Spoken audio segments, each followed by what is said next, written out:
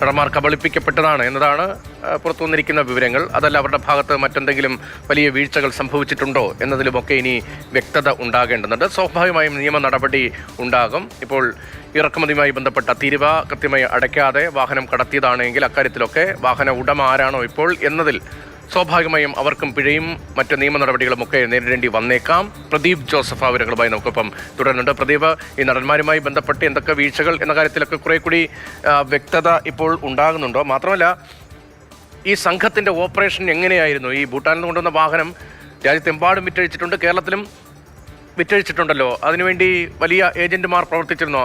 ആ സംഘവുമായി ബന്ധപ്പെട്ട വിവരങ്ങൾ കൂടി ലഭിക്കുന്നുണ്ടോ?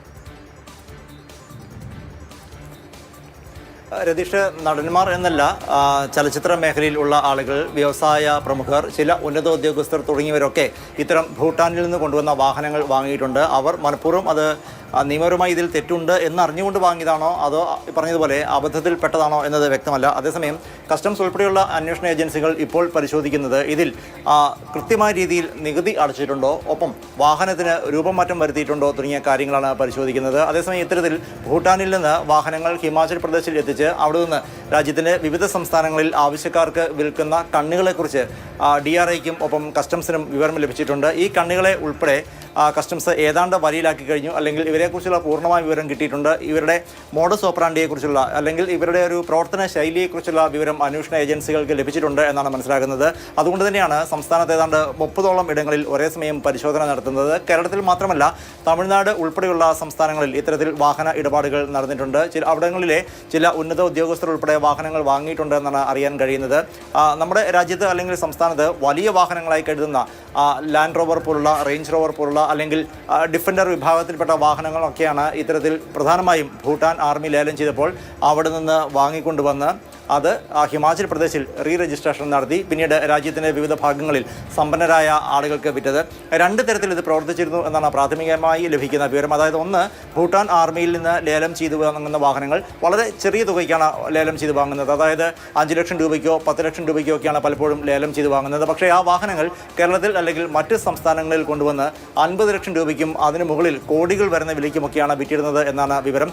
ഇത്തരത്തിലാണെങ്കിൽ ഈ വാഹനം വാങ്ങിയ ചില ആളുകൾ പറ്റിക്കപ്പെട്ടിട്ടുണ്ട് എന്ന് നമുക്ക് പറയാം. മറ്റൊരു കാര്യം, മറ്റു ചില ഏജന്റുമാർ മറ്റു ചില ആളുകളോട് പറഞ്ഞിരുന്നത്, ചില വ്യവസായ പ്രമുഖരോടും മറ്റും പറഞ്ഞിരുന്നത്, ഭൂട്ടാനിൽ 2 കോടിയും 4 കോടിയും ഒക്കെ വില വരുന്ന വാഹനങ്ങളാണ്. ആ വാഹനങ്ങൾ സൈന്യം പെട്ടെന്ന് വിൽക്കുന്നു, അതുകൊണ്ട് തന്നെ കുറഞ്ഞ വിലയ്ക്ക് അത് വാങ്ങി നൽകാം എന്ന് പറഞ്ഞും ചില ആളുകളെ സമീപിക്കുകയുണ്ടായി. അതായത് വളരെ കുറഞ്ഞ വിലയ്ക്ക് കിട്ടുന്ന വാഹനങ്ങൾ 10 ലക്ഷത്തിനോ 15 ലക്ഷത്തിനോ കിട്ടുന്ന വാഹനങ്ങൾ 2-3 കോടി രൂപ മൂല്യം വരുന്നവയാണ്. എന്നാൽ ഇപ്പോൾ അവ ചുളുവിലേക്ക് കിട്ടും, അതായത് 1 കോടിക്കോ 2 കോടിക്കോ ഒക്കെ കിട്ടും എന്ന് പറഞ്ഞുകൊണ്ട് ചില ഇടനിലക്കാർ വ്യവസായികളെ സമീപിക്കുകയുണ്ടായിട്ടുണ്ട്. ഇത്തരം കാര്യങ്ങളൊക്കെ അന്വേഷണ ഏജൻസികൾക്ക് ലഭിച്ചിട്ടുണ്ട്.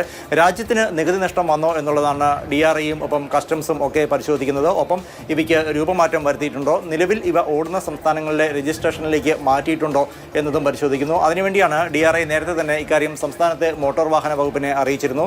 മോട്ടോർ വാഹന വകുപ്പും ചില പരിശോധനകൾ നടത്തി അന്വേഷണമൊക്കെ നടത്തുന്നുണ്ടായിരുന്നു. വാഹനങ്ങൾ രൂപമാറ്റം വരുത്തിയിട്ടുണ്ടെങ്കിൽ അത് വലിയ തോതിൽ പിഴ അടപ്പിക്കാവുന്ന കുറ്റമാണ്. നമുക്കറിയാം, നിറം മാറ്റിയിട്ടുണ്ടെങ്കിൽ പോലും RC ബുക്കിൽ ചേർക്കാതെയാണ് നിറം മാറ്റിയതെങ്കിൽ അതിന് വലിയ പിഴ ഈടാക്കാൻ സാധിക്കും. കൂടാതെ രജിസ്ട്രേഷൻ മാറ്റിയിട്ടുണ്ടോ, അതായത് ഹിമാചൽ പ്രദേശിൽ രജിസ്റ്റർ ചെയ്തതാണെങ്കിൽ തന്നെ ദീർഘകാലമായി ആ വാഹനം കേരളത്തിൽ കിടന്ന് ഓടുന്നതാണ് എങ്കിൽ അത് കേരള രജിസ്ട്രേഷനിലേക്ക് മാറ്റിയിരിക്കണമെന്നാണ് ചട്ടം. അങ്ങനെ മാറ്റിയിട്ടില്ല എങ്കിൽ പോലും പിഴ ഈടാക്കാൻ സാധിക്കും. കൂടാതെ കേന്ദ്ര ഏജൻസികൾ, അതായത് DRIയും കസ്റ്റംസും ഉൾപ്പെടെയുള്ള ഏജൻസികൾ അന്വേഷിക്കുന്നത് പണത്തിൻ്റെ വിനിമയം എങ്ങനെയാണ് നടന്നത്, മാത്രമല്ല ഇവ വാങ്ങിയ ആളുകൾ വലിയ വില കൊടുത്താണ് വാങ്ങിയത് എങ്കിൽ ഇവർ കൃത്യമായി നികുതി അടയ്ക്കുന്ന ആളുകളാണോ, ഇവരുടെ സാമ്പത്തിക ഉറവിടം എന്താണ്, അത്തരം കാര്യങ്ങൾ ഉൾപ്പെടെയാണ് കേന്ദ്ര ഏജൻസികൾ പരിശോധിച്ചുകൊണ്ടിരിക്കുന്നത്. നിലവിൽ നടന്മാരായ ദുൽഖർ സൽമാന്റെയും പൃഥ്വിരാജിൻ്റെയും വീടുകളിലാണ് പരിശോധന നടത്തിക്കൊണ്ടിരിക്കുന്നത്. മറ്റ് വിവിധ വ്യവസായികളുടെയും ഒപ്പം ചില ഏജന്റുമാരുടെയും കേന്ദ്രങ്ങളിൽ പരിശോധന നടക്കുന്നു എന്നാണ് അറിയാൻ കഴിയുന്നത്.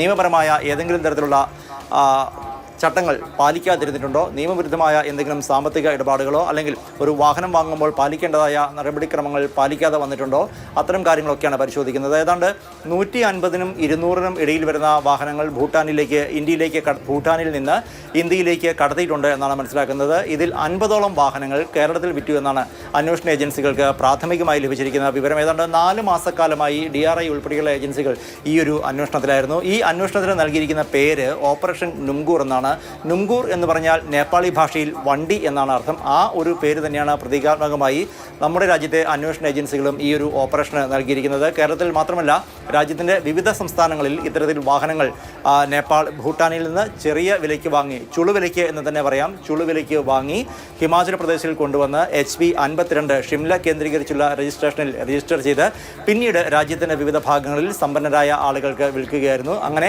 ചുളുവിലയ്ക്ക് കിട്ടിയ വാഹനം വലിയ വിലയ്ക്ക് മറിച്ചു വിറ്റപ്പോൾ കോടികളുടെ കൈമാറ്റവും ഏജന്റുമാർക്ക് ഇതിലൂടെ ഉണ്ടായിട്ടുണ്ട്. അത്തരം കാര്യങ്ങളെക്കുറിച്ച്, ഈ പണമിടപാടുകൾ ഉൾപ്പെടെയുള്ള കാര്യങ്ങളെക്കുറിച്ചാണ് DRIയും കസ്റ്റംസും ഉൾപ്പെടെ അന്വേഷിക്കുന്നത്. ഇതിൻ്റെ ഭാഗമായാണ് ഇപ്പോൾ ദുൽഖർ സൽമാന്റെയും ഒപ്പം പൃഥ്വിരാജിൻ്റെയും വീടുകളിൽ വാഹനത്തിൻ്റെ വിശദാംശങ്ങൾ അറിയുന്നതിന് വേണ്ടിയുള്ള പരിശോധനകൾ നടന്നുകൊണ്ടിരിക്കുന്നത്. നിയമപരമായ നടപടികൾ അല്പസമയത്തിനകം തന്നെ പൂർത്തിയായേക്കും. അതേസമയം ഇതിൽ എന്തെങ്കിലും വീഴ്ച വന്നു എന്ന് കണ്ടെത്തിയാൽ വേണമെങ്കിൽ അന്വേഷണ ഏജൻസികൾക്ക് ഈ വാഹനം ഹാജരാക്കാൻ ആവശ്യപ്പെടാം, അതല്ലെങ്കിൽ വാഹനം കണ്ടുകെട്ടാം. അത്തരം കാര്യങ്ങളെല്ലാം പ്രാഥമിക പരിശോധന നടത്തിയതിനു ശേഷമായിരിക്കും അന്വേഷണ ഏജൻസികൾ തീരുമാനിക്കുക. ശരി, അന്വേഷണ ഏജൻസികളുടെ ഭാഗത്ത് നിന്ന് അടുത്ത സ്റ്റെപ്പ് എന്താണ് എന്നതാണ് ഇനി അറിയേണ്ട വളരെ പ്രധാനപ്പെട്ട വിഷയം. റിയ ബേബി തുടരുന്നുണ്ട് ദുൽഖർ സൽമാന്റെ വസതിക്ക് മുന്നിൽ. റിയ, ഇപ്പോൾ എത്ര സമയമായി അവിടെ പരിശോധന തുടങ്ങിയിട്ട്? പരിശോധന അവസാനിക്കാനുള്ള സമയമായോ?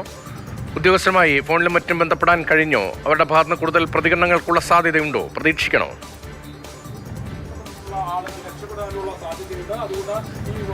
ഔദ്യോഗികമായി ഇവരുടെ ഭാഗത്തു നിന്ന് പ്രതികരണങ്ങളൊന്നും ഇതുവരെ വന്നിട്ടില്ല. ഏതാണ്ട് 2 മണിക്കൂറായി എളംകുളത്ത് വീട്ടിൽ പരിശോധന തുടരുകയാണ്.